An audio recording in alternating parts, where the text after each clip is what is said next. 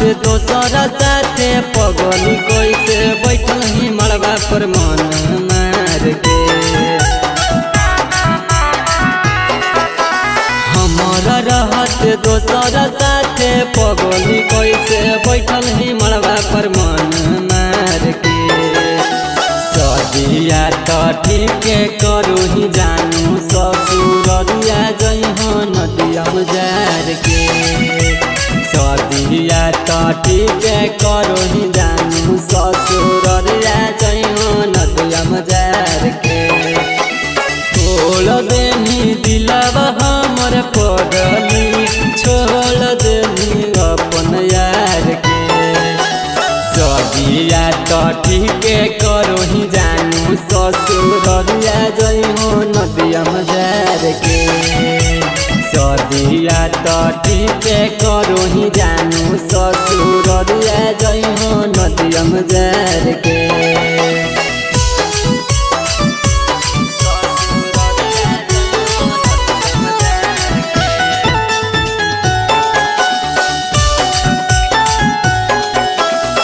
तोरा संग जइबी जदी डोलिया में चढ़ के। तोरा बिना मार जीवाओ जानू हम हर के। तोरा संग जइबी जदी डोलिया में चढ़ के। तोरा बिना मार जीवाओ जानू हम हर के। अगे मोरा बहुता कफन अपन ओढ़नी देखे जइहा कसम हो को प्यार के। अगे मोरा बहुता कफन अपन ओढ़नी देखे जइहा कसम हो प्यार के।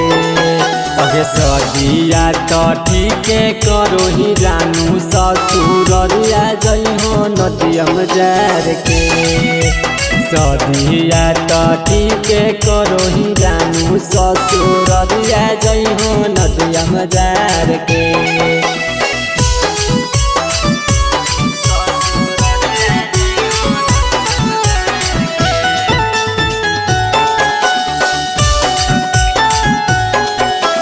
मंगिया में से नुरवा जखनी परतो तोर जान गे। टुकतो पर नमा हमरा भेज दिहो समसान गे। मंगिया में से नुरवा जखनी परतो तोर जान गे। टुकतो पर नमा हमरा भेज दिहो समसान गे। राहुल के मुहवा मदी हो यगिया देखली हो बिहौती चुनरी उतार के। राजेश के मुहवा मदी हो यगिया देखली हो बिहौती चुनरी उतार के। सदिया तो ठीक करो ही जानू ससुरिया जइहो नदियम जार के।